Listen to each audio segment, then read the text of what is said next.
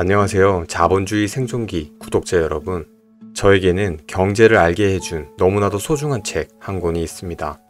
이 책을 읽고 저는 자본주의 시스템에 눈을 뜨게 되었습니다. 자본주의의 정체를 알게 되었고 세상을 보는 시야가 완전히 바뀌었습니다. 2만 원도 안 하는 이 책 한 권은 등록금 수천만 원을 내고 다녔던 대학생 시절의 배움보다 훨씬 더 큰 가르침이었습니다. 재테크에 입문하시거나 경제 공부를 시작하시는 분들이라면 무조건 꼭 읽어야 합니다. 저는 이 책을 정말 강력하게 추천합니다. 책 광고는 절대 아니고요. 도서관에서도 쉽게 빌려볼 수 있는 책이니 꼭 한번 읽어보셨으면 좋겠습니다. 바로 EBS 다큐프라임 자본주의라는 책입니다. EBS에서 방영한 5부작 다큐멘터리를 책으로 만든 것인데요. 다큐멘터리보다 훨씬 더 상세한 내용과 해설이 수록되어 있습니다. 자본주의와 경제에 대해 이렇게까지 쉽게 설명한 책은 찾아보기가 어렵습니다. 경제학의 기본 원리부터 자본주의의 미래까지 모두 담겨져 있습니다. 최근에 다큐멘터리를 찾아보니 유튜브에 영상도 있더라고요. 영상 링크는 하단에 올려두었습니다. 다큐멘터리도 꼭 보시기 바랍니다. 시간 날 때 보지 말고 시간 내서 꼭 보시기 바랍니다. 저는 이 책을 처음 읽으면서 정말 내가 순진하게 살았구나. 자본주의가 뭔지도 모르고 그 안에서 열심히 쳇바퀴만 굴리고 있었구나 라는 생각이 들었습니다. 책 내용의 일부만 조금 소개해볼까 하는데요. 첫 페이지부터 마지막 페이지까지 읽는 동안 깨달음의 연속이었지만 저에게 가장 큰 공포와 충격을 안겨준 내용이 있었습니다. 은행에 관한 이야기인데요. 열심히 돈을 모아서 1,000만 원을 은행에 예금하게 되면요. 저는 은행의 단단하고 튼튼한 금고에 저의 1,000만 원을 놓고 제가 1,000만 원을 찾을 때까지 그대로 지켜줄 거라고 생각을 했습니다. 은행 어플로 들어가 보면 계좌에 1,000만 원이 들어있는 것을 언제든 확인할 수 있었고요.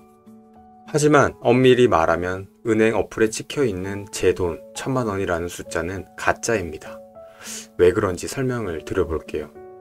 은행에는 수십만 명의 사람들, 많으면 수백만 명의 사람들이 예금이나 적금을 합니다.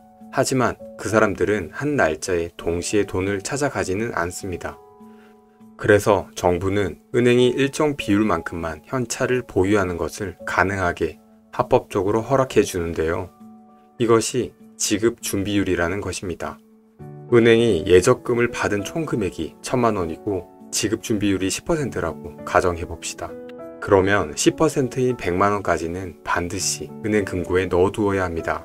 하지만 나머지 900만 원은 다른 사람들에게 대출을 해줄 수 있습니다. 그래서 은행에 예금으로 1,000만 원을 넣어두었다면 실제로는 100만 원만 은행에 있는 겁니다. 그리고 나머지 900만 원은 기업이나 개인에게 대출 등을 해주게 됩니다.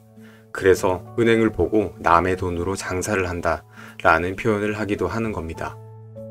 제가 느꼈던 공포와 충격은 여기가 끝이 아니었습니다. 은행에 1,000만 원이 예금되면 은행은 100만 원만 보관하고 개인이나 기업에게 900만 원을 대출해준다고 말씀드렸죠.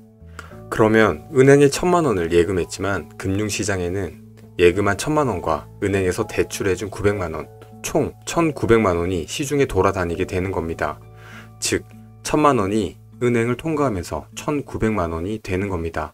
화폐의 총량이 늘어난 것이죠. 화폐의 총량이 늘어나면 어떻게 되나요? 네, 그렇습니다. 인플레이션이 발생하게 됩니다. 은행과 중앙은행이 있는 한 인플레이션이라는 것은 결코 피해갈 수 없는 현상인 겁니다. 즉, 인플레이션은 자본주의의 구조적인 문제입니다. 그렇기 때문에 자본주의 체제 하에서는 물가가 절대 내려가지 않습니다.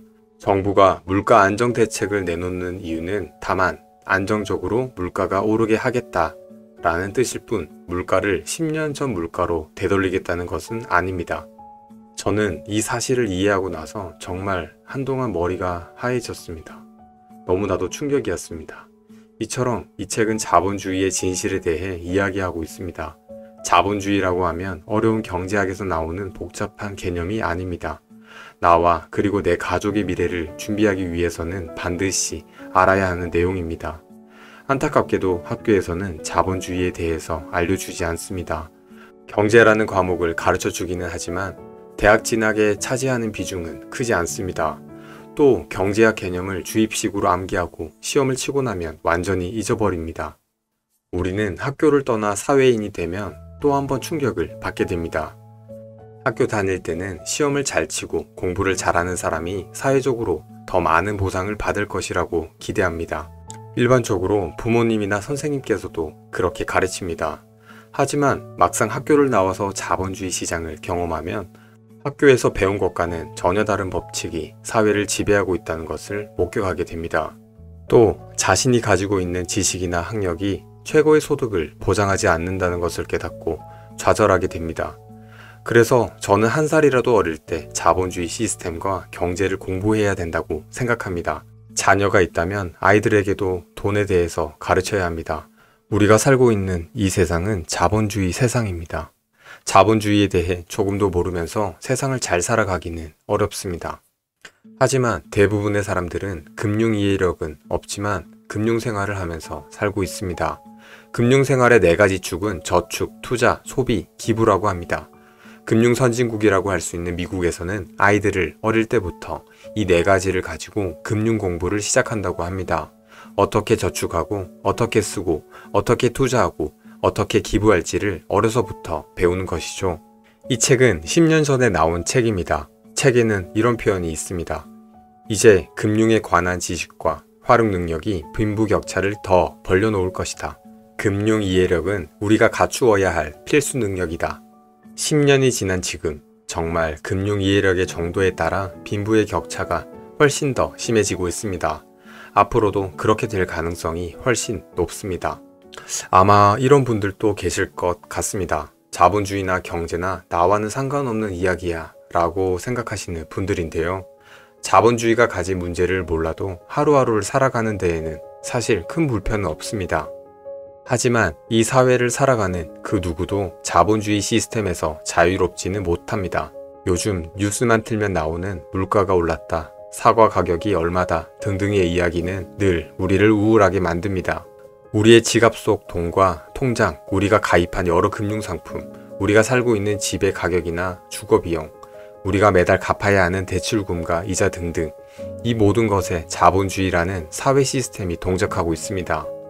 인류의 역사 500만 년을 하루 24시간으로 환산했을 때 자본주의가 출현한 시간은 23시 59분 56초입니다. 24시간이 되기 4초 전에 자본주의 시스템이 도입된 것인데요. 하지만 자본주의 시스템은 문명의 비약적인 발전을 이끌어냈습니다. 이제는 자본주의 시스템이 도입되기 전의 삶으로는 절대 돌아갈 수 없습니다. 자본주의의 본질을 모르면서 자본주의 사회를 살겠다는 것은 아무런 불빛도 없는 깊고 어두운 터널에서 아무 방향으로나 뛰어가겠다는 것과 마찬가지라고 생각합니다. EBS 다큐프라임 자본주의 꼭 한번 읽어보시고 오랜 시간 동안 사색을 해보시면 좋겠다는 생각이 듭니다. 오늘도 여러분들의 풍요로운 삶을 응원합니다.